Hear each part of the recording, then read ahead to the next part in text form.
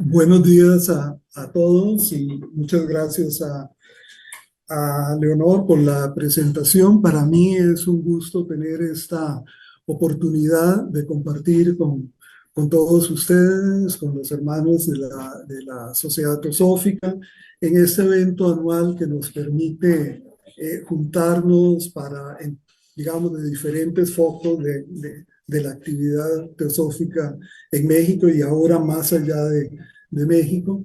Y sobre todo, pues después de este periodo de dispersión, de aislamiento que significó el periodo de la pandemia y que, bueno, de alguna manera seguimos bajo la herencia de esa pandemia con todas esas reuniones vía Zoom, que bueno, parece que es la nueva modalidad que ha llegado para quedarse, pero que también nos ha quitado un elemento fundamental de la actividad teosófica, que es digamos, el juntarnos físicamente, el compartir energéticamente, ¿no?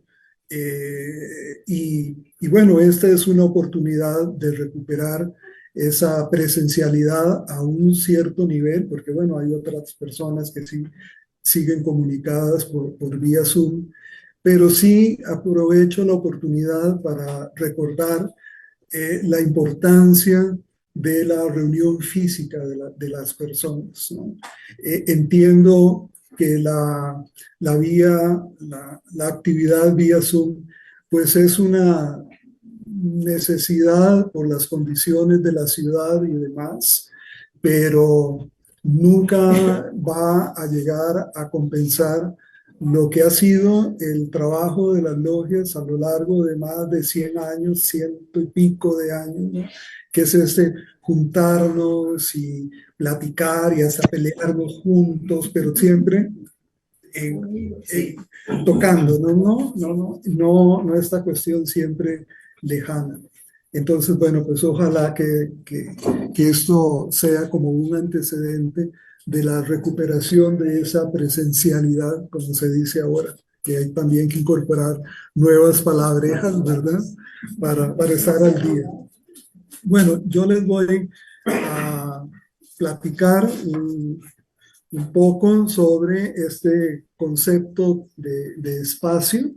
Eh, y la primera parte, sobre todo, que es quizás la más larga, va a ser un seguimiento por los escritos de Blavatsky en particular sobre este concepto de espacio. Pero como lo digo en este texto que les voy a ir leyendo y comentando, no me interesa, digamos, el espacio solamente como un concepto filosófico, que es muy importante, por supuesto, al que Blavatsky le dedicó eh, tanto cacumen, tantas palabras escritas y demás, sino también en términos de la aplicación de ese concepto a lo que es la actividad espiritual, la meditación propiamente. Entonces ya veremos eso. Bueno, quiero en esta plática hacer una somera revisión de la categoría de espacio en los escritos de Blavatsky, como les menciono, principalmente en la doctrina secreta, por su importancia espiritual, sobre todo en tanto metáfora de la naturaleza de la mente, y no solo como un concepto filosófico. Habrá también, por supuesto, que aclarar más adelante qué es eso de naturaleza de la mente, que sin ser lo mismo, se acerca al concepto teosófico de Atman, el principio básico de la constitución septenaria humana, según la teosofía, y que ayer tuvimos la oportunidad de escuchar una plática, la segunda de la mañana, ¿no? De uno de los hermanos. Bueno, aquí está. Entonces ya ustedes tienen los antecedentes, ya no tengo yo que entrar a ese detalle. Recuerdo cómo, cuando hace unos años iniciamos en esta sede teosófica el estudio de la doctrina secreta por parte de un grupo de estudiantes que queríamos profundizar en sus contenidos, con tan solo empezar con la estancia primera del tomo primero, aparecía ahí el concepto de espacio de una forma un tanto misteriosa o poética, según se quiera, como suele ocurrir con dichas estancias.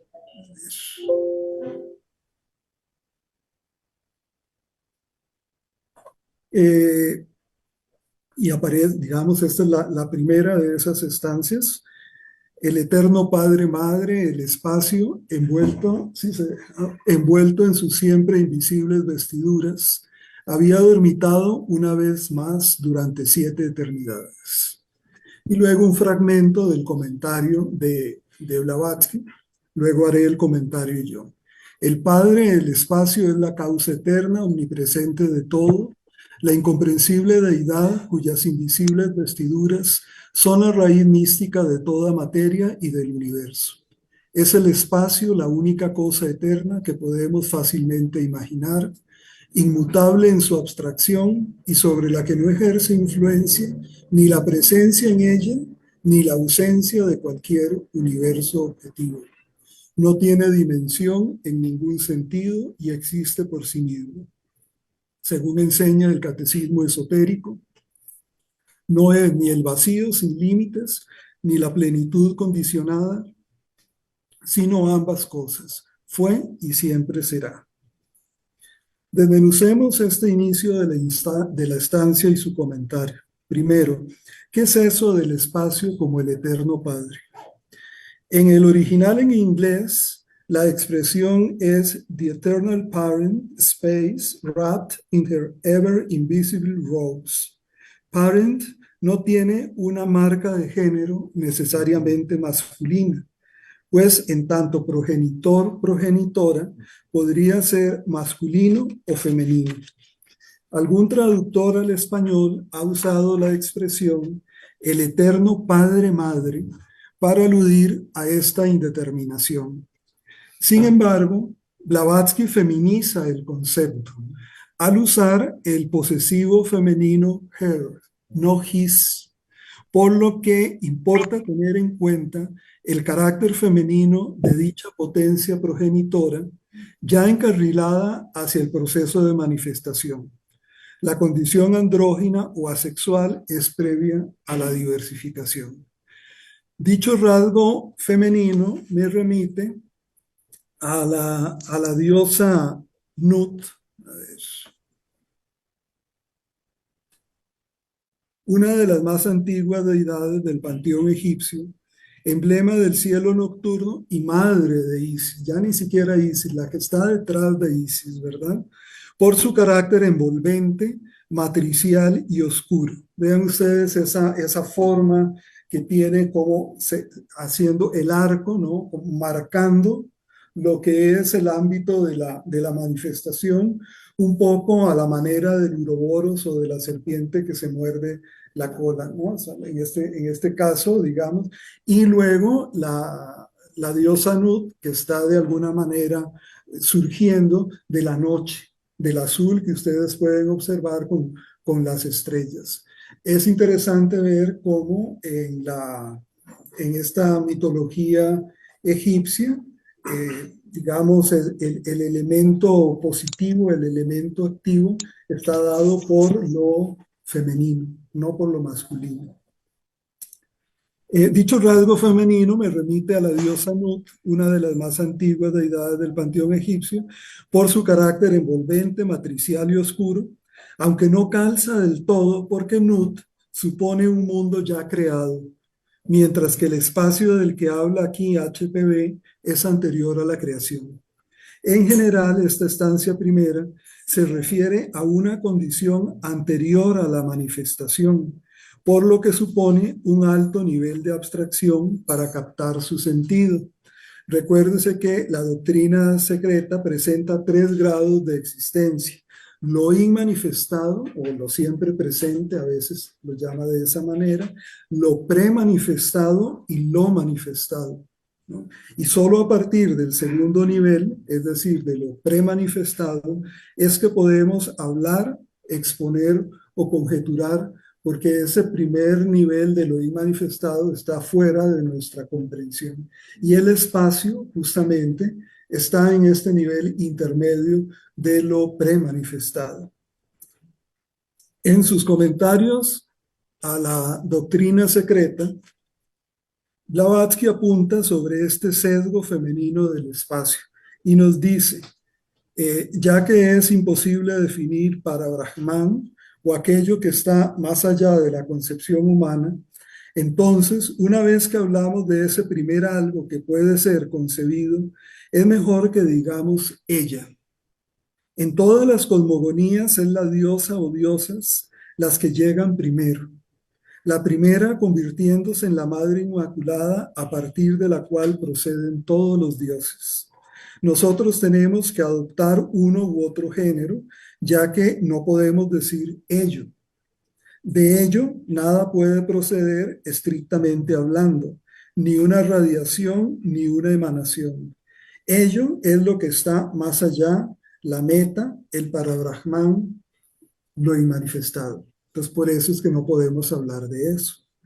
Siguiendo este punto de vista, la reciente traducción del primer tomo de la Doctrina Secreta, publicada en español por la Theosophical University Press este año de 2023, que el primer tomo se publicó ahora en Argentina, entonces lo pueden conseguir allá. Ahora, se hizo una edición de la Doctrina Secreta, pero a la manera original en dos tomos, ¿no? El de cosmogénesis y el de antropogénesis, trabajando un poco sobre la traducción que ya existía, pero haciendo una serie de cambios. Entonces, se ha publicado el primer tomo en Argentina y uno lo puede conseguir si es que quiere uno trabajar con esta nueva versión. En esta nueva versión se dice, la eterna madre, el espacio envuelto en sus siempre invisibles vestiduras, había dormitado una vez más durante 7 eternidades.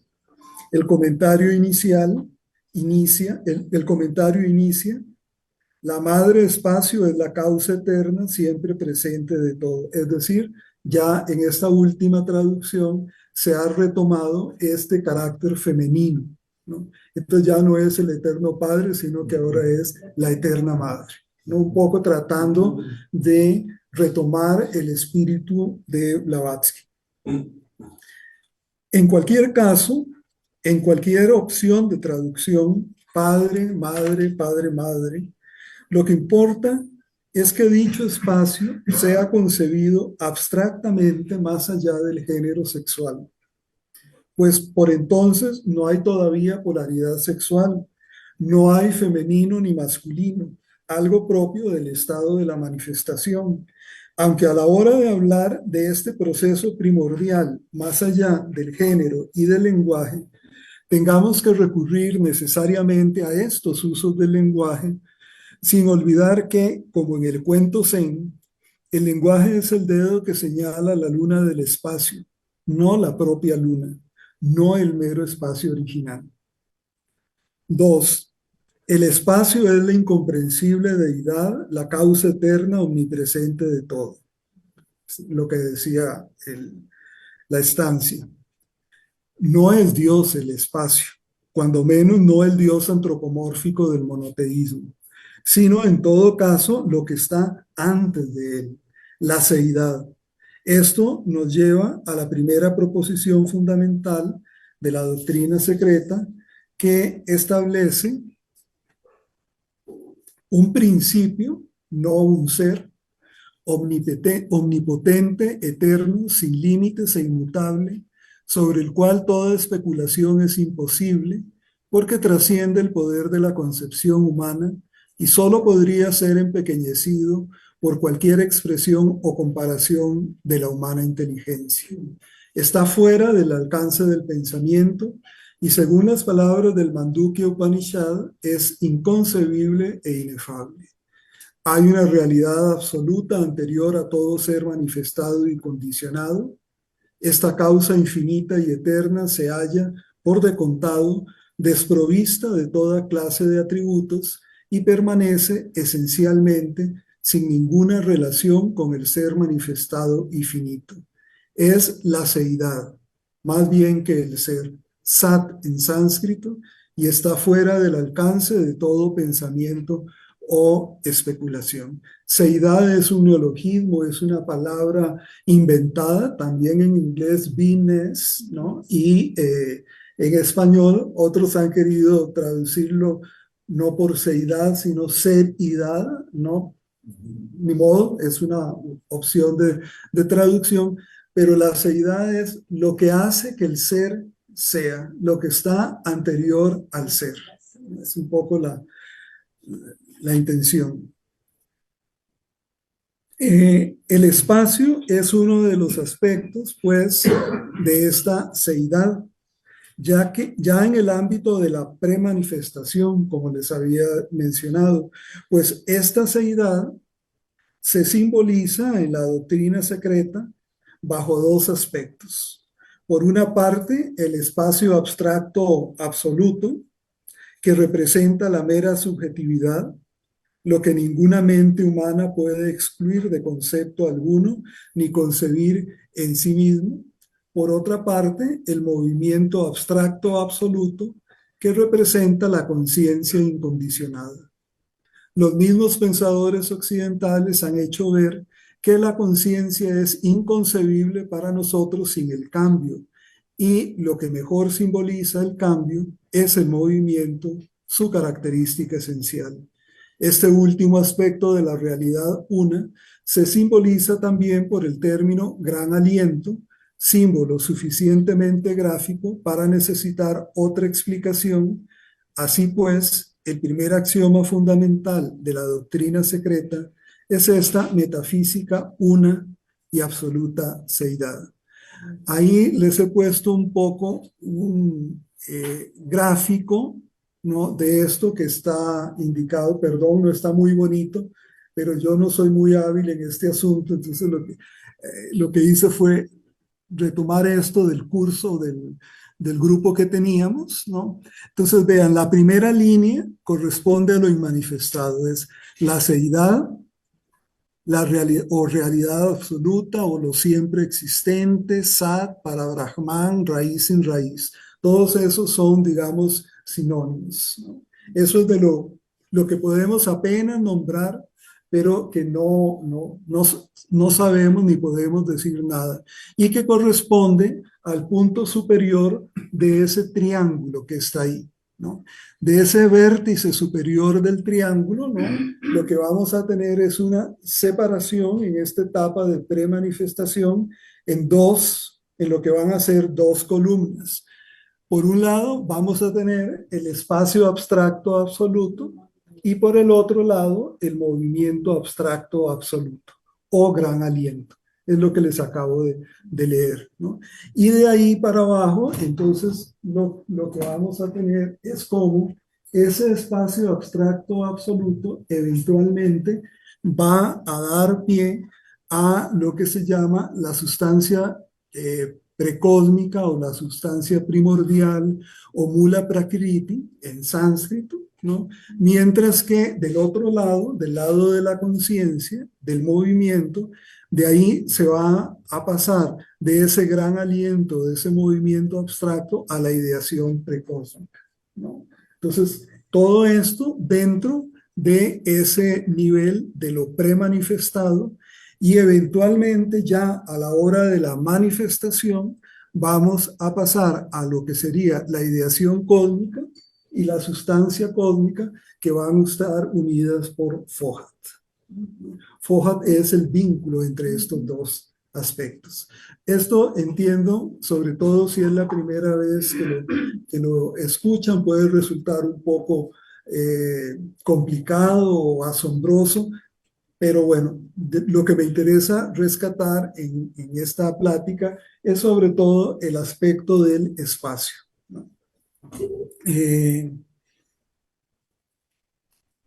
Por tanto, subrayo, el espacio del que trata esta estancia de la doctrina secreta no es el espacio empírico de la ciencia física o de nuestra conciencia habitual, lo que podemos percibir, que funciona en el plano de la manifestación, sino llamémoslo un hipoespacio, un espacio anterior al espacio, eso que ella llama el espacio abstracto absoluto anterior, que es un aspecto de la seidad. El otro es justamente el movimiento abstracto absoluto antes del ser, de lo manifestado. Es esta dualidad que comienza a conformarse y de la cual eventualmente va a surgir la manifestación del mundo como lo conocemos en sus diversos niveles. Llegamos entonces a la otra expresión de la estancia, cuando nos habla de las siempre invisibles vestiduras en las que está envuelto el espacio y que son definidas como la raíz mística de toda materia y del universo. Las vestiduras, dice HPB, vienen a expresar el nómeno de la materia, es decir, la causa, el origen de la materia cósmica no diferenciada. No es la materia tal como nosotros la conocemos, sino la esencia espiritual de la materia y en su sentido abstracto es coeterna y aún una con el espacio. Tenemos entonces que el espacio corresponde a la materia primordial, a la mula prakriti que está antes de la materia física. La naturaleza raíz es también la fuente de las propiedades sutiles e invisibles de la materia visible. Es, por decirlo así, el alma del espíritu único e infinito. Los hindúes la llaman Mula Prakriti y dicen que es la sustancia primordial. Hasta ahí Blavatsky. ¿Qué quiere decirse con que las vestiduras del espacio son el nómeno de la materia cósmica no diferenciada? ¿Qué quiere decir nómeno para empezar? Es lo opuesto del fenómeno, lo que está en su base y origen. El fenómeno es visible, el nómeno que lo determina, no. Por tanto, el espacio con sus vestiduras alude a la raíz mística e invisible de la materia, a la materia precósmica, premanifestada. Tenemos así tres términos consecutivos en el lado espacio material de la cosmogénesis. El espacio abstracto absoluto, la sustancia precósmica o mula prakriti, esto dentro de lo premanifestado, y ya entrando en la manifestación, la sustancia cósmica o la materia natural. La última afirmación de la estancia, que el espacio había dormitado una vez más durante 7 eternidades, alude al carácter cíclico del universo. Por eso lo de siete eternidades, sintetizado en la segunda proposición fundamental de la doctrina secreta, que afirma, cito, la eternidad del universo in toto, es decir, en su totalidad, como plano sin límites, periódicamente escenario de universos innumerables, manifestándose y desapareciendo incesantemente. Bueno, del comentario que acompaña a la estancia subrayo por su importancia para meditar la afirmación de que es el espacio la única cosa eterna que podemos fácilmente imaginar. Y pongo esto de fácilmente porque para ella puede ser muy fácil, para nosotros no es tanto, pero bueno. La única cosa eterna que podemos fácilmente imaginar, inmutable en su abstracción, y sobre la que no ejerce influencia ni la presencia en ella, ni la ausencia de cualquier universo objetivo.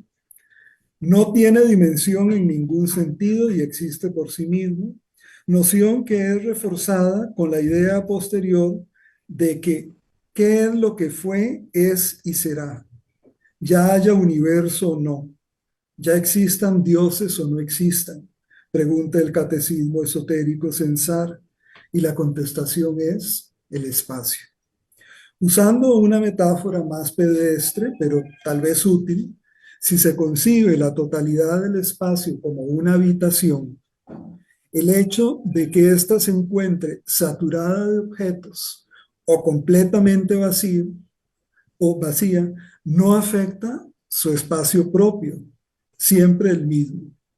Lo lleno o lo vacío no afecta su condición, pues el espacio se define no por lo que contiene o no contiene, no por estar lleno o vacío, sino por ser un contenedor efectivo o potencial. Es como el cielo, puede o no tener nubes y sin embargo siempre es el cielo. En la estancia, el espacio se relaciona con el par conceptual vacío-lleno. El espacio no es un vacío sin límites ni una plenitud condicionada, sino ambas cosas. Siendo en el plano de la abstracción absoluta, lo más alto, la deidad siempre ignota que es un vacío solo para mentes finitas. Y en el plano de la percepción mayábica, es decir, nuestro plano, el plenum, el contenedor absoluto de todo lo que es, sea manifestado o no manifestado, es por lo tanto aquel todo absoluto. Es decir, visto desde lo alto, desde la raíz, desde lo inmanifestado, el espacio puede concebirse como vacío, pero visto desde abajo, desde la manifestación, entonces puede llamársele lleno porque impera en él la diversidad de formas.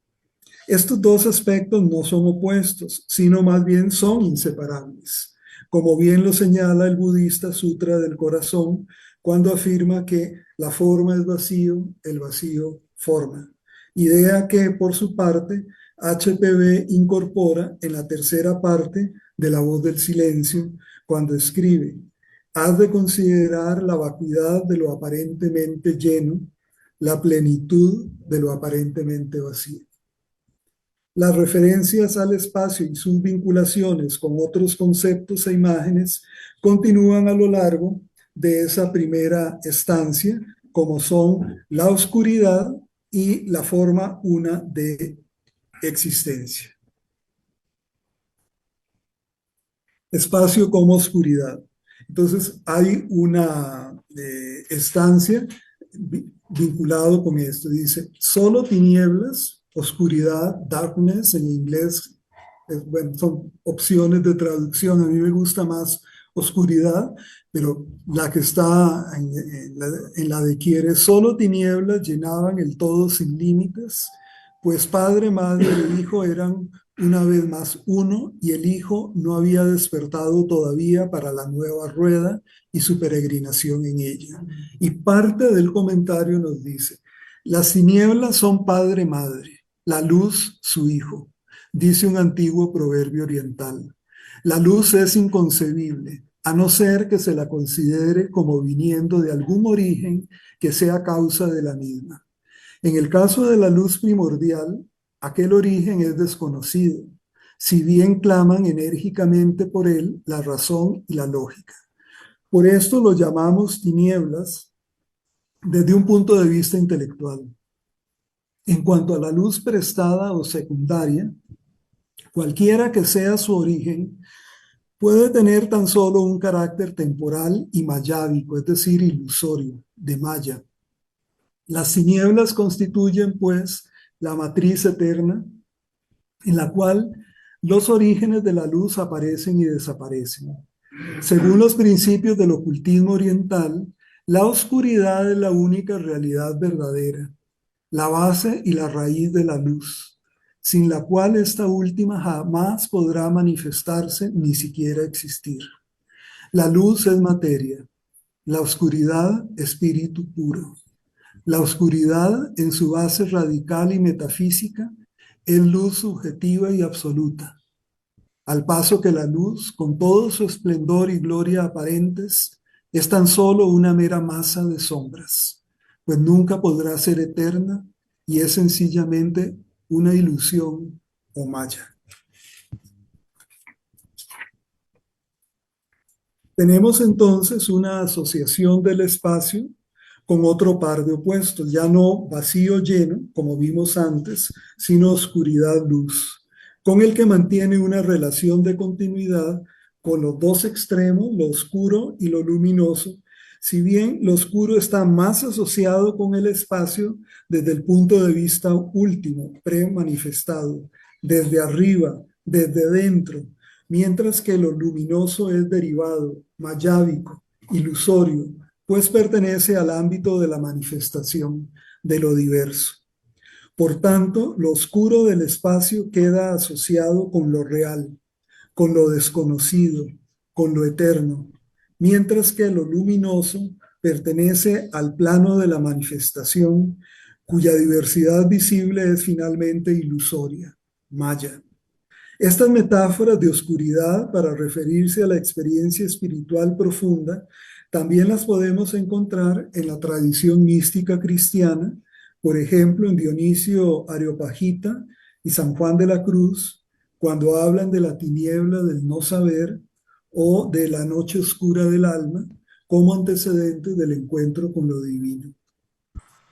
Estos usos de pares de opuestos para ilustrar un concepto, en este caso el espacio, no obedecen a una lógica lineal, sino que demandan una percepción más bien intuitiva, por lo que resultan todo un reto para el estudiante teosófico y ponen a prueba su voluntad de aprender y de comprender lo real, ya no solo a nivel de conceptos, sino sobre todo de conocimiento directo, de gnosis.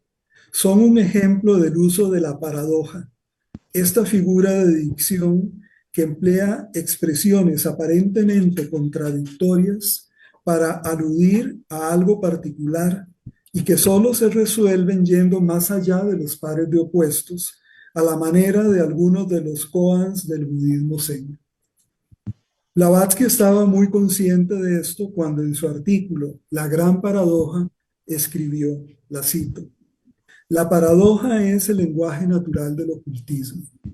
Más aún, parecería que ésta penetra profundamente en el corazón de las cosas y por ello es inseparable de cualquier intento para poner en palabras la verdad, la realidad que subyace por debajo del drama exterior de la vida. Hasta ahí Blavatsky.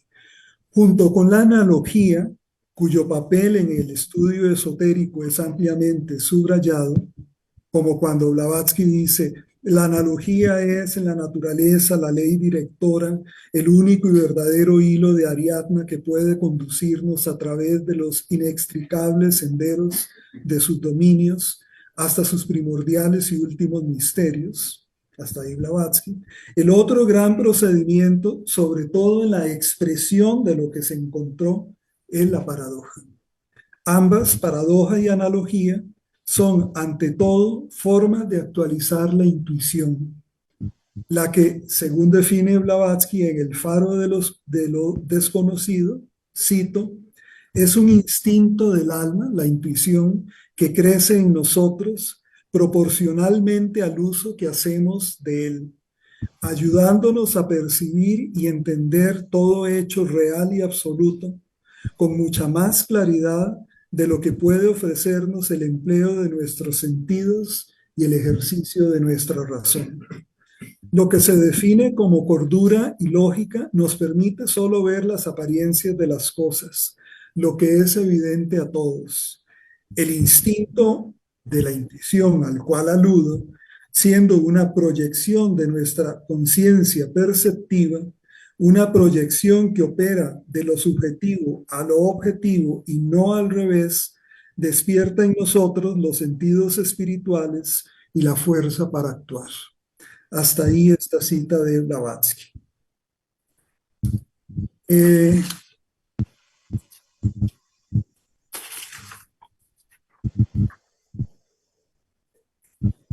El otro vínculo que se hace en la primera parte, en esta estancia, es el espacio como forma única de existencia, como unidad de lo existente. Y esto se subraya en la estancia 1.8, que dice, la forma una de existencia sin límites, infinita, sin causa, se extendía sola en sueños sin ensueños, y la vida palpitaba inconsciente en el espacio universal, en toda la extensión de aquella omnipresencia que percibe el ojo abierto de Dagma. Esta parte de la estancia está claramente relacionada con la primera proposición fundamental de la doctrina secreta ya vista, ahora vinculada sobre todo con la idea antigua de una base homogénea para la aparente diversidad de cosas, llevada ahora al plano metafísico como una salud, como una forma única de existencia, el único todo absoluto como base y origen de todas las cosas, la unidad, la idea de unidad. Como estamos en el plano de la premanifestación, Se subraya lo inconsciente, el sueño sin ensueños, con la vida palpitando en, desde, con el espacio, oscuro y vacío, podríamos agregar, cuya omnipresencia es percibida por el ojo abierto de Dhamma, esto es, por la facultad de intuición espiritual, por cuyo medio se puede obtener el conocimiento directo y cierto. Eso es el ojo abierto de Dhamma. A mi juicio, esta parte final alude sobre todo al trabajo de meditación que el estudiante puede realizar sobre esta estancia. Acuérdense que las estancias tienen un aspecto de estudio conceptual, pero acarrean una serie de imágenes, ¿no?, que pueden ser utilizadas por el estudiante para la meditación. Entonces, esta parte final alude sobre todo al trabajo de meditación que el estudiante puede realizar sobre esta estancia desde nuestra temporalidad en su intento por concebir tal estado metafísico, puesto que si nos ubicamos en el nivel interno y sin forma de la estancia, pues no habría por entonces ojo de Dagma ni abierto ni cerrado, es más, ni ojo habría, pues no hay testigo ni testimonio a esos niveles de premanifestación, ¿verdad? Dado este carácter del espacio como base o matriz, más adelante, a la hora de la manifestación, hay que entender que las cosas en el universo no están dentro del espacio, sino que son el espacio en un estado diferenciado.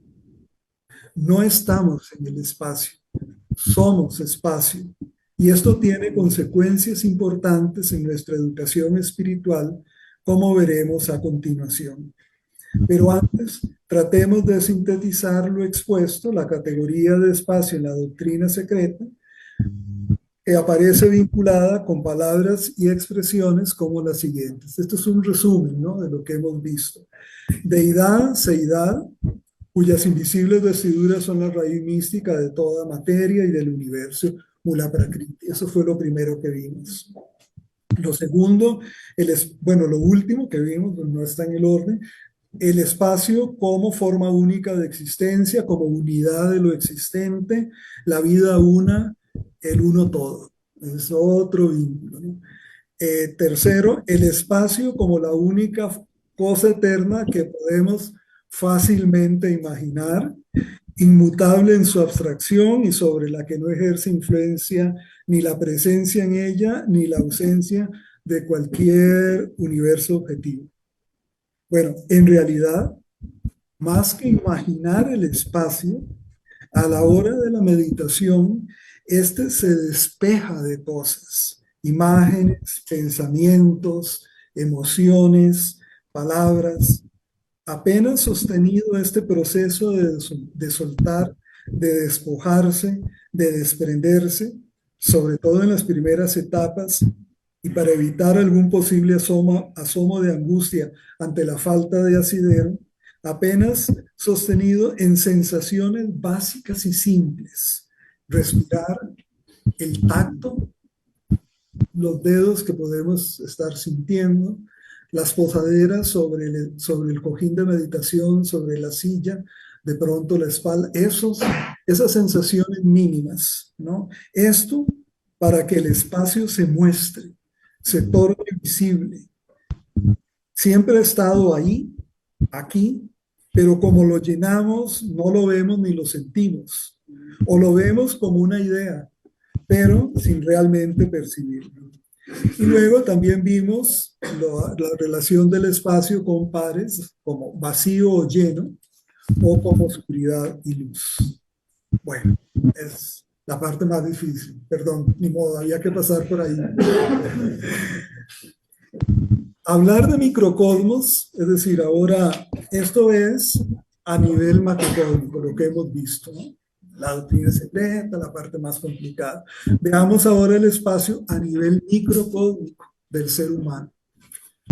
Hablar de microcosmos en la teosofía supone remitirnos a la idea de la constitución septenaria del ser humano, que en mayor o menor grado asumo que todos conocen, y los que no lo conocían, con la plática de ayer del hermano, ya lo conocen, ¿verdad? Pues bien, el concepto de espacio que hemos visto para el universo, en términos del ser humano, corresponde a los dos principios superiores, Atma y Buddha, en particular el primero, que en realidad Atman no es un principio humano, sino universal, del que participa el hombre, pero también todo el cosmos, aunque en el humano dicho principio esté centrado, enfocado por la acción de manas, la mente. Todo lo que existe está inmerso en Atman, o bien todo lo que existe es Atman en estados diferenciados del ser. En literatura teosófica, ese primer principio, Atman, a veces se traduce como yo superior, pero lo que hay que entender es que dicho principio no es una esencia individual y separada de otros yoes superiores. Al respecto escribió HPB, el yo superior no es tu espíritu ni el mío, sino que, al igual que la luz del sol, resplandece sobre todo. Es el principio divino universalmente difundido, es inseparable de su metaespíritu uno y absoluto, del mismo modo que el rayo del sol es inseparable de la luz solar. Mientras nos identifiquemos con el yo personal limitado, humano, acuérdense que el humano es un nivel, digamos, ¿no? La realidad de nuestro yo real, universal, espacial, extenso, quedará fuera de nuestro campo de percepción. Dejar de identificarse con el fragmento y unirse y abrirse a la universalidad, la espacialidad del todo, constituye la esencia del trabajo espiritual, no como una idea, sino como una percepción directa. En una de sus cartas, el maestro KH afirma que, cito, el espacio es el infinito mismo, es sin forma, inmutable y absoluto. Hasta ahí. Si la meditación es abrirse a lo infinito o reconocer el infinito que ya somos, entonces el espacio se vuelve una pieza clave en este trabajo. Hay que identificarse no con las nubes que surcan el cielo, sino con el cielo mismo, con el espacio interior en el que acontecen los procesos psicológicos, con aquello surcado por los movimientos mentales, emocionales, sensoriales, no con estos movimientos. En palabras del famoso sabio de la India, Sankaracharya, lo cito, el espacio no es afectado con el olor del vino por el contacto con la jarra. Y del mismo modo, nuestra verdadera naturaleza no es afectada a través del contacto con las cosas con las que uno se identifica. Uno debería volverse consciente de sí mismo, indivisible y perfecto como el espacio mismo, cuando estamos libres de la identificación con tales cosas como nuestro cuerpo, sentidos, funciones, mente y el sentimiento de ser el que actúa, los cuales son todos productos de nuestra propia ignorancia. Hasta ahí Sankaracharya. En diversas tradiciones religiosas y espirituales encontramos tipos de meditación que acentúan la espacialidad y la unidad de la mente y el cosmos. En el budismo, en el hinduismo, en el tantrismo de Cachemira, en el taoísmo, en ciertas vertientes místicas del cristianismo, etc. La teosofía moderna no es ajena a este punto, como queda claro en la primera indicación del hoy famoso diagrama de meditación de HPB, dirigido originalmente a los estudiantes de la escuela esotérica y cuya primera instrucción está orientada a generar esta percepción de universalidad. Dice, conciban primeramente la unidad como una expansión del espacio infinita en el tiempo. Poco después, en el segundo punto del diagrama, sobre las adquisiciones, aparece presencia perpetua en la imaginación de todo el espacio y el tiempo. Si vinculamos estas breves instrucciones con las enseñanzas vistas sobre el espacio en el inicio de la doctrina secreta, que es lo que hemos hablado anteriormente, y las ponemos en práctica, nuestra capacidad intuitiva puede robustecerse, como con la parte 8 de la estancia 1 que ya comentamos, ¿no? La que dice, la forma una de existencia sin límites, infinita, sin causas, extendida sola en sueños sin ensueños, y la vida palpitaba inconsciente en el espacio universal, en toda la extensión de aquella omnipresencia que percibe el ojo abierto de Dharma. Esto es el ojo del meditador. Si la percepción directa de la vida una, y no solo su intelección, es clave para la vida teosófica, puesto que de esto deriva un sentimiento real de fraternidad cósmica. La fraternidad, este sentimiento de fraternidad, no puede nacer por decreto ético o social, o porque alguien me diga hay que ser fraternos, porque no, así no salen las cosas, ¿no? Entonces se vuelve evidente la importancia de la meditación en el espacio con su consecuente proceso: desidentificación de lo fragmentario, desprendimiento de emociones, pensamientos, palabras y demás, habitar el silencio con atención desnuda, etc. De una forma más abierta y general, HPB, en el citado artículo La Gran Paradoja, en sus horas de meditación silenciosa, el estudiante encontrará que hay un espacio de silencio dentro de él, en donde puede encontrar refugio de sus pensamientos y deseos. No, vean ustedes que no se introduce en ese espacio de silencio a pensar, sino donde se refugia de los pensamientos y deseos, de la agitación de los sentidos y de los engaños de la mente. Hundiendo su conciencia profundamente en su corazón, puede alcanzar ese lugar. Al principio solamente cuando se encuentra solo, en el silencio y la oscuridad. Pero cuando la necesidad de silencio ha crecido suficientemente, volverá a buscarlo, incluso en medio de la lucha consigo mismo, y lo encontrará.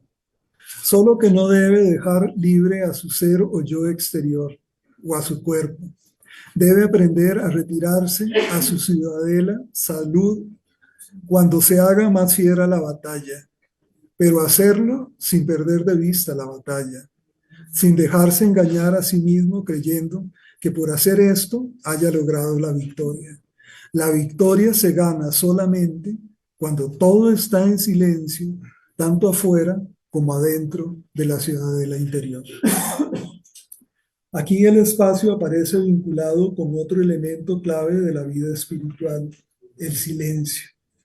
Un silencio que, ya maduro, no es aislacionista.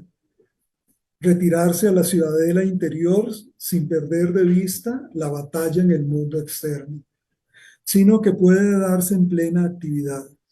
La victoria se gana solamente cuando todo está en silencio, tanto afuera como adentro de la ciudadela interior.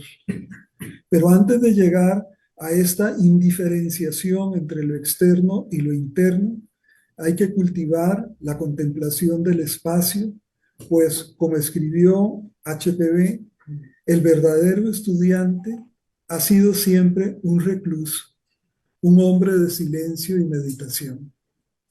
En síntesis, el concepto de espacio en la doctrina secreta no tiene un acercamiento solo intelectual o filosófico, pues también posee una aplicación práctica en cuanto a meditación se refiere, como puede apreciarse en el diagrama de meditación de Blavatsky, o cuando en el segundo tomo habla de la necesidad de la mónada, Atma Buddhi Mana superior, de tener una mente para abarcar el universo. La meditación en el espacio supone la superación de puntos fijos de referencia en el practicante, algo que también se aprecia en otras tradiciones espirituales como el Dzogchen budista. En palabras del maestro Dilko Khyentse, a la hora de exponer los puntos cruciales de la meditación Dzogchen, dice: este tipo de meditación libera una tremenda cantidad de energía que normalmente se encuentra constreñida por el proceso de mantener puntos de referencia fijos. En esta meditación nos sumergimos en el descubrimiento del espacio, abriéndonos por completo al universo entero. Nos abrimos con absoluta simplicidad y desnudez de mente. El vasto espacio de la sabiduría autoluminosa que no tiene origen es la base del ser, el principio y el fin de la confusión. Esta base del ser, que se conoce como mente pura y original, es la fuente de la que surgen todos los fenómenos. Se conoce como la Gran Madre, como la matriz de potencialidad desde la que todas las cosas surgen y se disuelven en la autoperfección natural de espontaneidad absoluta. Bueno, más allá de los nombres y las categorizaciones, vemos cómo la llamada naturaleza de la mente no es una cosa en sí, sino un espacio para la manifestación macro-microcósmica.